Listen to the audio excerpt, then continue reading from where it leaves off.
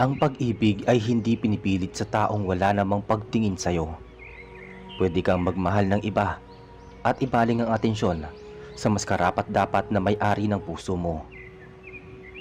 Magandang araw po sa inyo at sa lahat ng mga nakikinig. Ako po si Vincent at gusto ko pong ibahagi sa inyo ang karanasan ng tatay ko nung kabinataan niya bago pa niya makilala ang aking ina. Noong una ay hindi ako naniniwala sa kwento ng aking ama, pero noong marinig ko mismo sa kanya ang buong pangyayari ay doon pa lang ako naniwala na talagang may aswang at totoong ang kapangyarihan ng pambabarang. Taong 1989, nanirahan sa probinsya ng Divila si Tatay Albert kasama ang kanyang mga magulang. Ikalima siya sa kanilang 6 na magkakapatid at siya na lamang ang natitirang nag-aaral. Lahat ng kanyang makapatid ay nagkaroon na ng sariling pamilya. Nasa 14 na ang edad niya noong mga panahong iyon. Hindi naman pihikan sa babae si Tatay Albert. Ang totoo, isa siyang matinik na babaero. Marami siyang babaeng napaiyak, lalong-lalo na noong binatilyo pa lamang siya. Minsan pa siyang pinaputukan ng baril ng mga magulang ng kanyang nililigawan at kamuntik na din siyang masaksak ng itak dahil sa maling akusasyon na di umano ay nabuntis niya ang nobya. Pero kinalaunan ay nabunyag din ang katotohanan na lumandi pala ito sa ibang lalaki at ang lalaking yon ang nakabuntis sa kanya. Nabawasan ang pagiging babaero niya noong maging konsorte siya sa Flores de Mayo at nakapareha niya ang isang magandang babaeng nagngangalang Soledad. May kaya sa buhay ang pamilya ni Soledad. Mga dayo lamang sila sa probinsya at nagmula sa may syudad. Medyo may kabataan si Soledad kay Tatay Albert. Nag-aaral pa lang ito sa unang bahagi ng sekundarya, samantalang si Tatay Albert naman ay nasa ikatlong bahagi ng sekundarya. Hindi nagtagal ay naging magkaibigan sila at lumalim ang nararamdaman ni Tatay Albert kay Soledad. Kaya sinubukan niya itong ligawan, kaso ay nag-alangan siya noong una. Dahil may pagka-istrikto ang mga magulang ng dalagita at hindi pabor sa kanya, sapagkat mahirap ang pamumuhay ng pamilya ng tatay ko. Pero nagtiyaga sa panliligaw si Tatay Albert. Sumabay siya sa mga manliligaw ni Soledad na maraming mga dalang pagkain at kinuha din niya ang loob ng mga magulang ni Soledad. Kaya hindi nagtagal ay nagustuhan na rin siya ng mga ito. Kaso ay dumating ang isang mayamang karibal ni Tatay Albert na nagngangalang Juanito at isa ring dayo na buhat sa malayong lugar. Nasilaw ang pamilya ni Soledad sa magara nitong kotse pati sa mga mahal at galante nitong ibinibigay ng mga pagkain at tsokolate. Nalaman pa nila nga may-ari ng malawak na taniman ng palay at mais ang mga magulang ni Juanito sa malayong lugar. Kaya naman, sinulsulan nila si Soledad at mas pinaboran si Juanito kaysa kay Tatay Albert. Wala namang nagawa si Soledad kahit unti-unting nahuhulog ang loob niya sa aking ama, mas pinili niyang sundin ang kanyang mga magulang. Sinagot niya si Juanito kahit wala siyang nararamdaman para dito. Noong malaman iyon ni Tatay Albert ay sumama ang loob niya kay Soledad. Hindi niya ito pinapansin kahit nakikita sila sa paaralan. Dumalas ang pagsama niya sa kanyang mga barkada at napabayaan ang pag-aaral. Umalik din siya sa pagiging babaero at humanap ng mga babaeng panakipbutas para makalimutan si Soledad. Nabahala ang mga magulang ni Tatay Albert. Nagawa pang umuwi ng kanyang panganay na kapatid na si Tio Agustin at inalamang tunay na kalagayan nito. Si Tio Agustin kasi ang pinakamalapit kay Tatay Albert at dito lamang siya nakikinig sa tuwing pinapayuhan siya nito. Isang araw ng Sabado ay nasorpresa si Tatay Albert pagkakita niya kay Tio Agustin na biglaang napauwi sa kanilang bahay. Nasermonan siya nito ng paulit-ulit nang malaman ang buong pangyayari kung bakit siya lumiliban sa klase at mas pinipiling makipagbarkada pati panluloko sa ibang babae.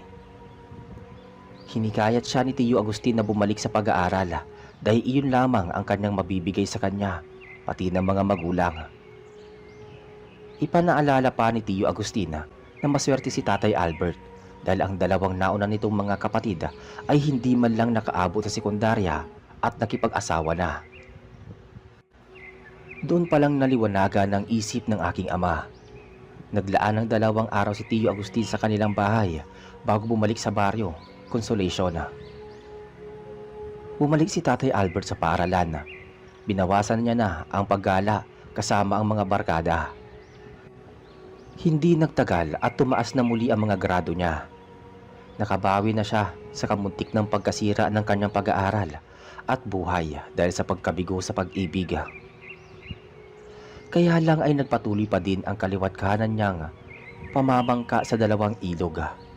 Katwiran niya ay gusto pa rin niyang maghiganti kay Soledad at ginagawa niya iyon sa ibang babae. Sa kabilang dako, dumating sa punto na lumaganap na naman ang pag-iral ng mga aswang at pambabarang sa probinsya. Halos linggo-linggo ay merong mga bangkay ng mga tao na matatagpuan na may malalalim na sugat at hiwa sa mga dibdib at tiyan. Nawawala ang kanilang mga puso at atay habang luray-luray ang mga bituka. Bukod doon, ang mga magkakapit-bahay at ibang residenteng may alitan ay isa-isang nagkaroon ng mga karamdaman at pinapatay ng mga insekto sa loob ng kanilang mga katawan. Nangamba ang karamihan sa mga residente. Ang iba sa kanila ay nangingibang bayan at ang iba naman ay naglalagay ng mga proteksyon sa kanilang mga tahanan. Kahit ang mga kabataan ay pinagbabawalang gumala sa gabi sa takot na baka madagit ng mga aswang. Pinapaiwas din sila sa ibang mga dayo at baka mapag-interesan mabarang pa sila nang wala sa oras. Lumipas ang 1 taon at nakaabot sa ika-4 na baitang si Tatay Albert. Kapansin-pansin na napaghihiwalay niya na ang kanyang mga pinagsasabay-sabay na mga kasintahan. Medyo nagbago ang pananaw niya sa buhay at nagseryoso siya sa pag-ibig at tumigil sa pambababae noong makilala niya si Cecil na aking ina. Kamag-aral siya ni Tatay Albert. May katapangan ito at siya lamang ang nakasisindak sa tatay ko para tigilan ang panluloko sa mga naging kasintahan nito. Humanga si Tatay Albert sa pagiging prangka ni Cecilia. Kahit na may katapangan, meron din itong iba pang katangian, tulad ng pagiging mabait, mapagbigay at palakaibigan. Kaya naman hindi malayong nahulog ang loob niya para dito. Nakatira ito sa may kalayuan sa mismong bayan at matatagpuan sa gawing bundok. Nainis ang mga magulang ni Tatay Albert kung bakit sa dinami-dami ng mga mapupusuan nitong babae iyon pang nakatira sa bundok. Baka daw isa itong aswang, kaya sa malayong lugar naninirahan. Pinabulaanan naman iyon ng tatay ko at sinabing hindi aswang si Cecilia, sadyang may kalayuan lamang ang bahay nito. Noong mga panahong yon ay madalang ang mga sasakyan sa lugar ni Tatay Albert, kaya naman walang ibang paraan kung hindi ang maglakad. Pero dahil sa may mga alagang kabayo at baka ang kanyang mga magulang, bilang panghanap buhay ay gumamit siya ng kabayong masasakyan tuwing bumibisita sa bahay ng kanyang nililigawan.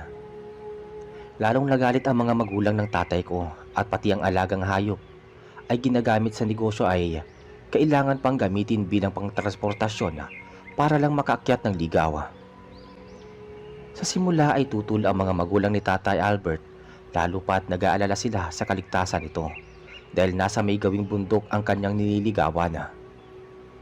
Marami naman daw ibang babae na pwede niyang ligawan, yung tagabayan at hindi nagmumula sa bundok o gulod. Pero paliwanag ni Tatay Albert ay wala siyang ibang napupusuan kung hindi si Cecil lamang. Ito kasi ang nagturo sa kanya para magseryoso sa pakikipagrelasyon at hindi dapat lukuyin at abusuhin ang pagmamahal ng isang babae. Kaya kahit malayo ang bahay nito ay matyaga pa rin si Tatay Albert na umakyat dito ng ligaw. Pinag-uusapan din niya na maghintay ang kanyang mga magulang na maipakilala niya sa tamang panahon ang dalagita at maisama sa kanilang tahanan upang mapatunayan niyang totoo lahat ng mga sinasabi niya sa mga ito at makita nilang isang magandang impluwensya si Cecil sa kanya. Wala namang nagawa ang kanyang mga magulang at hinayaan na lamang siya gabi-gabi na magtungo sa bahay ng nililigawan.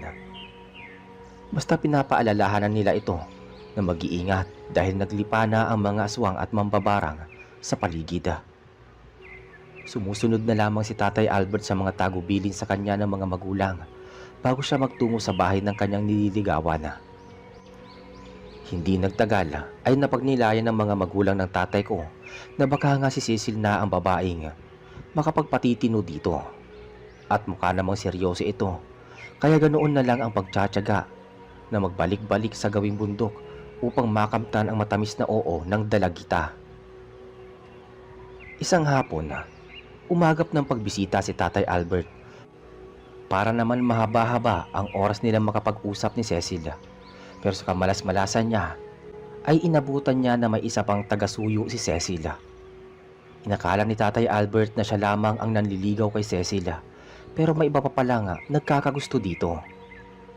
Sumapit ang oras na kakatapos makipag-usap ng lalaking nanliligaw kay Cecil nang dumating si Tatay Albert. Nagpakita siya sa binata at agad siyang ngumiti dito. Ginantihan naman siya ng ngiti ng lalaki bago nagpaalam kay Cecil. Maya-maya ay kinausap nito si Tatay Albert sa isang tabi. Tumugo ng tatay ko at bahagya silang lumayo kay Cecil. Nagtungo silang dalawa sa isang tabi. Nagpakilala ang binata bilang si Edgardo, na kababata ni Cecil. Inamin niyang matagal na siyang may lihim na pagtingin kay Cecil, kaya noong makahanap siya ng pagkakataon ay niligawan niya ito. Wala namang kaso kay Tatay Albert at wala naman siyang sama ng loob. Mahaba ang pasensya niya at hindi rin siya makasarili. Natural naman kasing maganda si Cecil at tumagdag pa ang kanyang taas at tindigan, kaya posibleng maraming lalaki ang nagkakagusto sa kanya. Nabanggit ni Tatay Albert kay Edgardo na walang masamang tinapay sa kanya at igagalang niya kung sino man ang pipiliin sa kanilang dalawa ni Cecil. Tatanggapin niya iyon nang maluwag sa kanyang damdamin.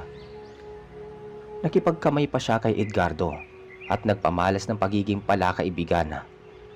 Ngumiti at nagpasalamat si Edgardo sa kanya.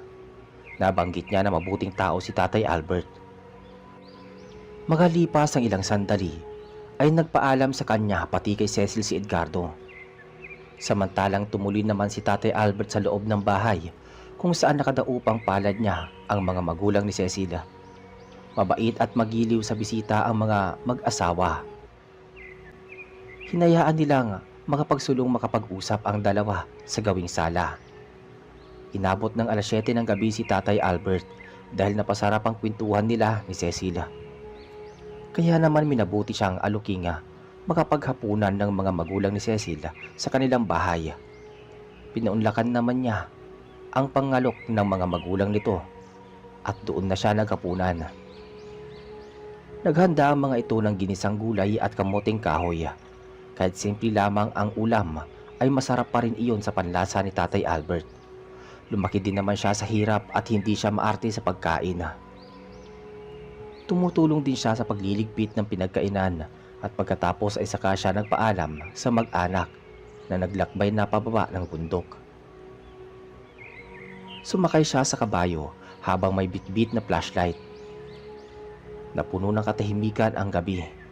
Tahimik naman ang kabayo at walang nararamdamang kakaiba si Tatay Albert habang binabagtas nila ang daan. Mukhang ligtas siya sa kanyang tinatahak na landas at walang anuman siyang naririnig na huning aswang sa paligid. Pinanatag niya ang loob niya at nagawa pa niyang sumipol-sipol sa hangin. Inabot siya ng halos isang oras bago siya nakabalik sa kanyang bahay. Nag-alala ang kanyang ina na sinalubong siya sa labas ng bahay. Nabatukan pa siya ng mga ito at noong makitang pasipol-sipol na lamang siya, parang wala pa daw itong pakialam sa kanyang paligid. Hindi man lang daw nag-iingat na baka may aswang na sumusunod sa kanyang dinadaanan. Hinimas-himas ni Tatay Albert ang ulo bago nagmano. Iniisip ng kanyang ina na palagi na lang dinadaan ni Tatay Albert sa biro ang lahat ng bagay kahit alam niyang namimiligro na ang kanyang buhay. Nerbiyoso kasi ang kanyang ina, Kaya naman ingat na ingat siya sa kanyang mga anak. Si Tatay Albert ang likas na palabiro at parang laging walang iniindang problema. Kaya naman madalas siyang napagkakamalan ng kanyang mga magulang na walang pakialam. Pero ang totoo ay isa siyang responsabling anak. Pagkapasok sa loob ng bahay ay nangatwiran si Tatay Albert na matapang siya at hindi siya makakapayag na mapatay ng aswang. Sinabi pa niya na sa susunod na pagbisita kay Cecil ay aagahan niya na ang pag-uwi para hindi na mag-alala ang kanyang mga magulang. Pumuntong hininga na lamang ang ina habang si Tatay Albert naman ay naglinis na muna ng kanyang katawan bago siya nagpalit ng damit at dumiretso sa kwarto para magpahinga. Sa kasunod na hapon ay ganado pa rin si Tatay Albert na bumalik sa bahay ni Cecil. Positibo siya na darating ang oras na sasagutin na rin siya ni Cecil. Kaya naman kailangan pa niyang dagdagan ang pagtsatsaga sa panliligaw. Nababahala na ang kanyang mga magulang dahil noong mga araw na yon ay nakabalita na naman sila ng napatay ng mga tao na posibleng kagagawa ng mga aswang. Kaya naman pinagbaon na siya ng baril ng kanyang ama kung sakaling gabihin siya sa pag-uwi. Isa iyong mahabang rifle na may nakalamang ilang pirasong bala. Napapatawa naman si Tatay Albert dahil masyado nang nagiging madrama ang kanyang mga magulang. Wala naman daw aswang na lumalaganap sa lugar nila. Nainis ang tatay niya kaya naman nakatikim siya ng mura at bulyaw buhat dito. Medyo napahiya at nagulat siya dahil doon. Iyon din ang unang pagkakataon na mapagalitan siya nito kaya napilitan na siyang dalihin ang barila. Nagpasalamat na lamang siya sa pagmamalasakit nito sa kanya. Sumakay na siya sa kabayo at nagmamadaling makarating sa bahay ng nililigawan. Pagdating niya sa bahay ni Cecil ay kaagad na bumungad sa kanya ang dalagita. Eksaktong wala pa si Edgardo kaya lumawak ang ngiti niya sa labi. Malaking pagkakataon iyon upang mahabang oras ang mailaan nila sa isa't isa. Matagal silang nag-usap ni Cecil at nasorpresa pa si Tatay Albert nang magseryoso sa pagsasalita si Cecil at ipinahayag nito ang kanyang tunay na nararamdaman. Kinabahan ng tatay ko na baka hindi siya piliin ni Cecil at tuluyan na itong lumayo sa kanya, ngunit taliwas pala ang iniisip niya. Walang paglagya ng kasiyahan ni Tatay Albert nang mismong marinig niya ang malamyos na tinig ni Cecil at nakamit niya ang matamis na oo nito. Ipinagtapat ni Cecil na noong una ay nayayabangan siya sa ugali ng tatay ko, pero nung magsimula na itong manligaw ay nakita niyang mabait at maginoo ito.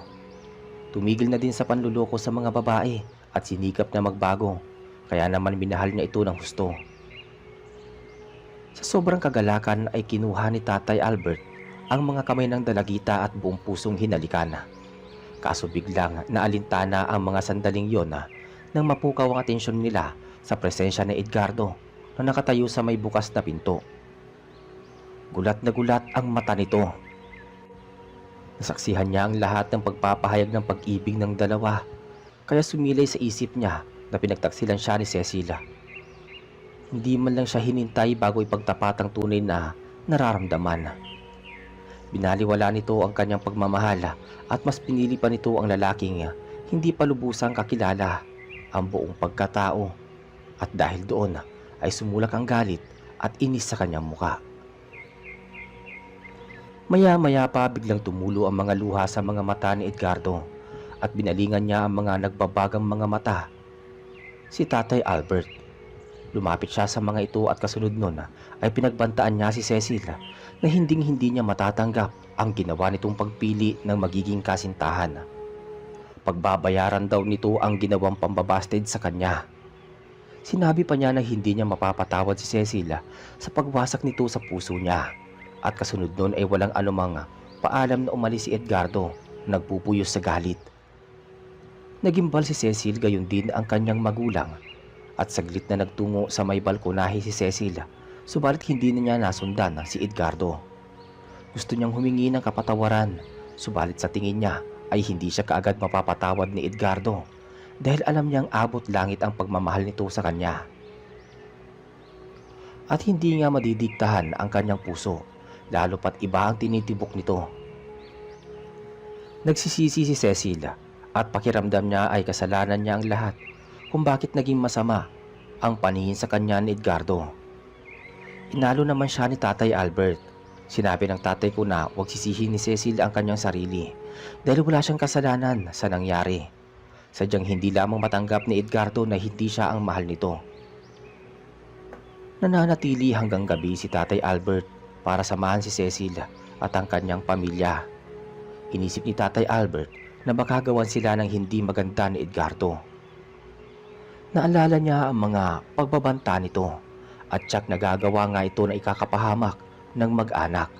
Pero pinayuhan na siya ng mga magulang ng dalagita na mapanganib kung magbabiyahe pa siya sa kailaliman ng gabi. Kaya doon na mismo siya inalok na matulog ng mga ito. Ngunit sumagi sa isip ni Tatay Albert na maaaring naghihintay at nag-aalala ang kanyang mga magulang, lalong-lalo na ang kanyang ina. Alam niyang magagalit ito at hindi mapapakali hanggat hindi siya nakakauwi sa kanilang bahay. Siya na lamang kasi ang natitirang anak na nakakasama nila sa kanilang bahay. Kung kaya't kahit labag man sa kalooban niya, hindi siya nagpatumpik-tumpik at kaagad na siyang nagpaalam kay Cecil at sa mga magulang nito. Sinigurado naman ng mga magulang ni Cecil na walang mangyayari sa kanila dahil alam nilang hindi sila gagawa ng masama ni Edgardo dahil malaki ang respeto niya sa mga pamilya nito. Hindi na nagpapigil si Tatay Albert at nangako siya kay Cecil na muling babalik sa kasunod na araw bago niya ito hinalikan sa mga kamay. Malaki ang kutob niya na makakabalik siya sa bahay ni Cecil. Nung makalabas na siya sa bakuran ng bahay ni Cecil ay sumakay na siya sa kanyang kabayo. Katulad pa rin ng nakagawian ay dala niya ang flashlight na tanging tanglaw niya sa kadiliman. Nakatali naman sa katawan ng kabayo ang rifle na pabaon ng kanyang ama. Nakarating siya sa kakahuyan at tila bumabagal ang paglakad ng kabayo. Pasipul-sipul si Tatay Albert habang pinagmamasdan ang daan na naiilawan ng flashlight. Makalipas ang ilang sandali ay saglit siyang napayukod dahil may kung anong bulto ang mabilis na dumaan sa kanyang ulo. Nakala niya na ibon lamang iyon kaya hindi siya pinapansin. Nagpatuloy pa rin siya sa pagbabiyahe nang biglang huminto ang kabayong sinasakyan niya. Nagwala ito at mabilis na umatras. Sinigawan at inutusan ni Tatay Albert na sumunod ang kabayo, subalit hindi ito gumagalaw. Nagawa na niya itong hagupitin ngunit patuloy lamang ito sa pag-atras. Kasabay nun ay nakarinig siya ng pag-alulong ng mga aso sa di kalayuan. Biglang sumagi sa isip niya ang mga sinabi ng kanyang ama noong bata lang siya. Ayon dito, ang aso na umaalulong sa kailaliman ng gabi ay posibleng nakakakita ng masasamang elemento at katulad ng kabayo, maaaring nakakakita at nakakaramdam ito ng presensya ng masamang nilalang sa kanilang kinaroroonan. Itinapat niya ang liwanag ng flashlight sa daan, subalit wala naman siyang nakitang anumang figura. Subalit hindi imahinasyon ang kanyang mga naririnig. Totoong kumakahul ang mga aso at nagwawala talaga ang kabayo sa hindi malamang kadahilanan. Hindi nagtagal at nakaramdam siya ng kakaibang malamig na hangin sa bandang likuran niya, kaya naisip niya na baka may bultong dumaan sa ulo niya at pumesto sa kanyang likuran. Napagtanto niya na hindi ibon ang lumalagpas sa ulo niya. Hindi niya mapaliwanag ang kanyang naririnig. Bago pa siya mawalan ng ulirat, ay kinuha na sa kanyang bulsa ang isang maliit na lighter. Binuksan niya iyon at nang lumitaw ang ningas ng apoy ay mabilis niyang inilapit iyon sa buntot ng kabayo na naging sanhi upang magwala ito at dali-dali siyang sumakay at mabilis na kumaripas ng takbo ang kabayo. Mas pinatulin pa niya ang pagtakbo ng kabayo hanggang sa makalayo sila sa bandang kakahuyan. Bumaba na sila sa bundok at napadaan sila sa burol kung saan nalalapit na sila sa mga kabahayan na naglalagablab ang mga ilaw. Sumandali na lamang na huminto ang kabayo sa pagtakbo. Umatras na naman ito na para bang may kinatatakutan na. Hindi pa pala natatapos ang kalbaryo ni Tatay Albert. Alam niyang sinundan siya ng nilalang at hindi siya nito patatahimikin hanggat hindi siya nito napapatay. Tinanggal niya ang pagkatali ng rifle sa kabayo. Mabuti na lang at tinuruan siya ng kanyang ama sa paggamit nito. Makailang beses niyang ikinasa ang rifle. Itinapat niya sa itaas at pinaputok ang baril paitaas kung saan lumilikha iyon ng malakas na ingay. Tumigil ang pagkahol ng mga aso sa di kalayuan pero may isang bagay ang nagpatindig ng balahibo ni Tatay Albert. Makalipas ang ilang sandali ay may lumitaw na maitim na naglalangis na nilalang sa kanyang harapan. Nung maaninag niyang mabuti ang anyo ng figura ay nagulat siya na makita ang nanlilisik na pamilyar na mga mata nito. Hindi siya pwedeng magkabali. Si Edgardo ang lalaking yon. Tumutulo pa ang malapot nitong laway at bago pa siya atakihin ito ay tinutok niya ang rifle at paulit-ulit na pinaputukan si Edgardo. Pero mabilis naman itong kumikilos at nakakaiwas sa bala ng barila. Kinausap ni Tatay Albert si Edgardo at sinabihang itigil na ito. Lalo na ang pananakot sa kanya. Maging patas sana ito at tanggapin ang pagkatalo. Makakahanap pa naman siya ng ibang babae na masigit kay Cecilia. Sa puntong yon ay umangil na ng puno ng galit si Edgardo at mas lalo pang nagbaga ang kanyang mga mata. Hinabol ni Tatay Albert ang nilalang, ngunit nang maulinagan niyang may mga kalalakihang papalapit sa kanilang direksyon na may mga dalang sulo, ay nasilayan ni Tatay Albert ang kabuuan ng pangangatawan ni Edgardo at natiyak niyang isa iyong aswang. Inasinta niya ang aswang at nataplisan ito sa balikat bago pa nagkubli sa isang mataas na puno bago tuluyang naglaho. Dumating ang mga kalalakihan at inabutan nilang mag-isa si Tatay Albert. Pinaliwanag ng tatay ko ang buong nangyayari at tinulungan siya ng mga kalalakihan na makababa sa burol. Habang naglalakad sila, ay naikwento ng isa sa mga kalalakihan na nagngangalang Epifanio na di umano ay meron din silang hinahanap na aswang sa may bahaging bundok. Pinatay pala nito ang kanyang dalawang binatilong pinsan na papauwi galing sa paaralan. Nakita na lamang niya ang naliligo sa dugong bangkay ng mga pinsan niya sa may gawing bukid. Tagtad ng mga malalalim na sugat at kalmot sa buong katawan. Tulad ng inaasahan ay parang hiniwa ng matalas na kuko ng aswang ang tiyan ng mga to. Kaya naman kaagad niyang pinagsama ang mga kalalakihan upang tugisin ang nilalanga. Naisip ni Tatay Albert na maaaring si Edgardo ang aswang na matagal nang pumapatay sa probinsya. Kaya lang ay malaking palaisipan sa kanya kung nalaman ng pamilya ni Cecil ang tunay nitong pagkatao. Kung alam man nila, bakit nila ito hinahayaang makapanligaw sa kanilang anak. Nagpasalamat si Tatay Albert sa kabutihang loob ng mga kalalakihan sa paghatid sa kanya sa kanilang bahay. Nang makabalik siya sa kanilang bahay, ay ganoon na lang ang buwelta ng kanyang mga magulang. Walang katapusang paninermon. Napahiya pa siya sa kanyang kapatid na si Tio Suliman. Nakakabisita lang sa kanilang bahay. Kasama ang pamilya nito buhat sa may syudad. Sinaway ni Tio Suliman ang kanyang mga magulang na patuloy sa pagdisermon kay Tatay Albert. Ang mahalaga daw ay nakauwi ito ng ligtas, walang natamong sugat buhat sa aswang. Humingi naman ng paumanhin si Tatay Albert dahil ginabi siya ng pag-uwi para maprotektahan at mabantayan ang pamilya ng kanyang nililigawan sa kami ng manliligaw na aswang. Matapos ang kanilang pagdidiskurso, ay nagpahinga na silang lahat.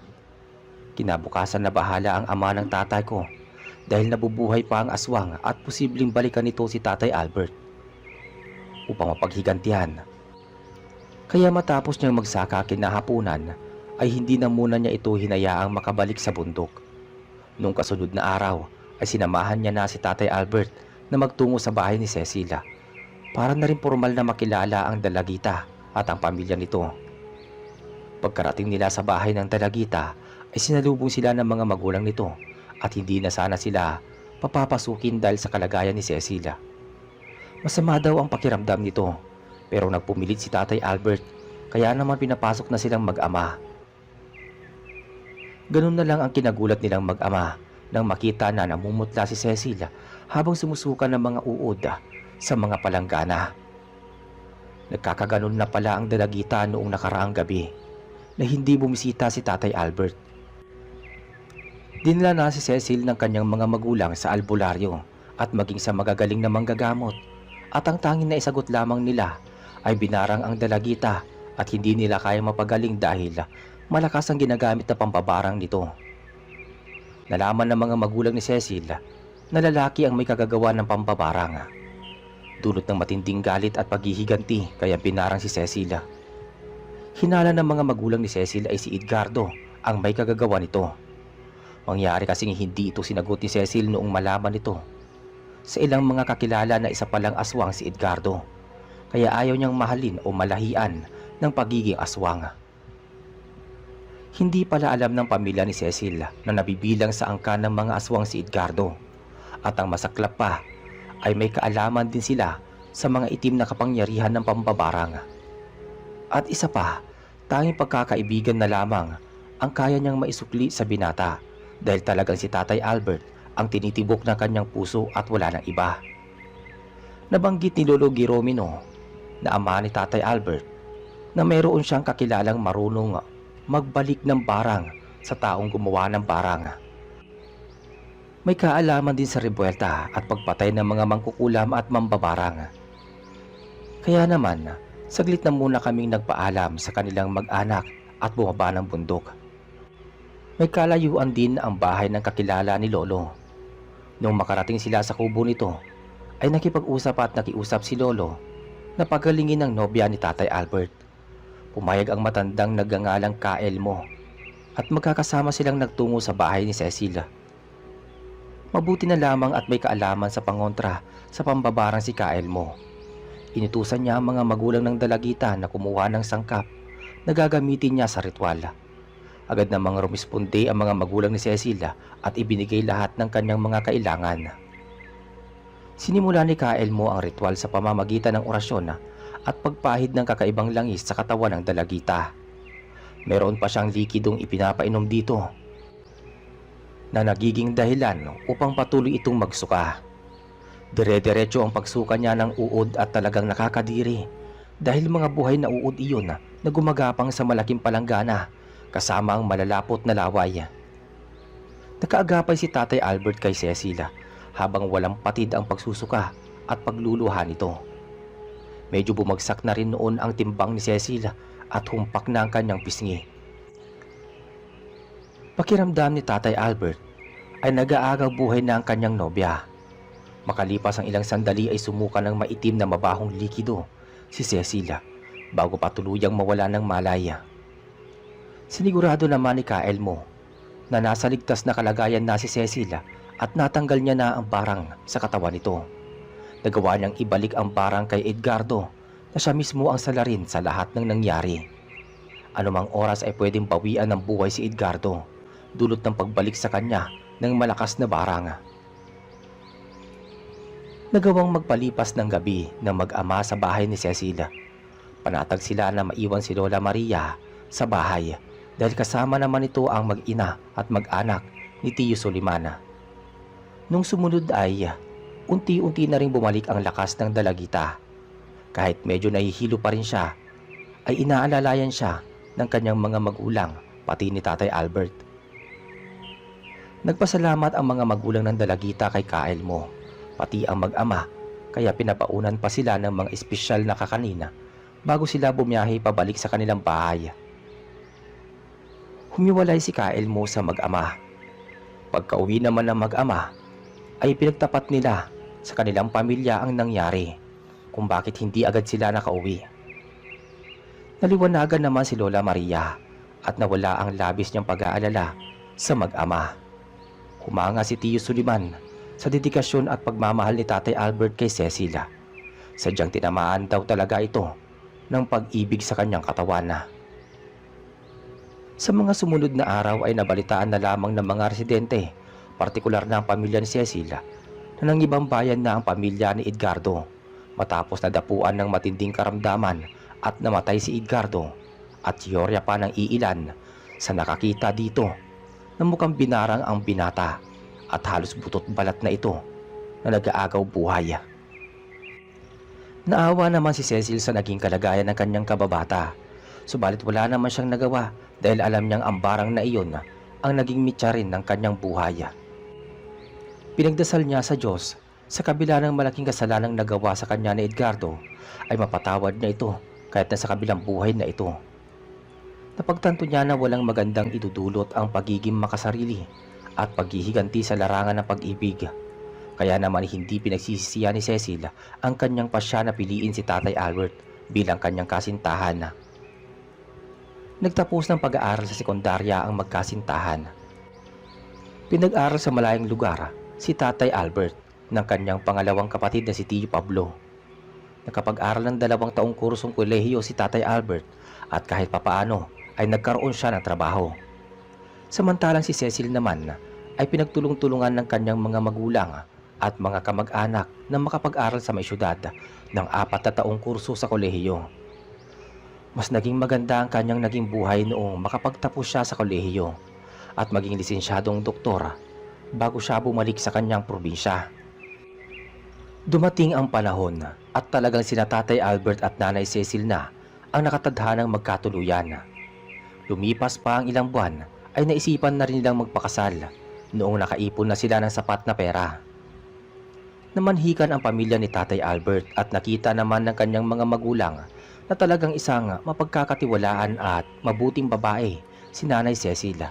Kaya naman madali na nila itong natanggap at hindi nagtagal ay nagpakasal nga silang dalawa at kaming dalawa ng kapatid kong si Kuya Enyiro ang naging bunga ng kanilang pagmamahalan. Hanggang dito na lamang po ang kwento ni Tatay Albert at nawa ay nakapagbigay ito ng inspirasyon at kilabot sa mga taga-subaybaya. Maraming salamat po sa inyong pakikinig. Hanggang sa muli.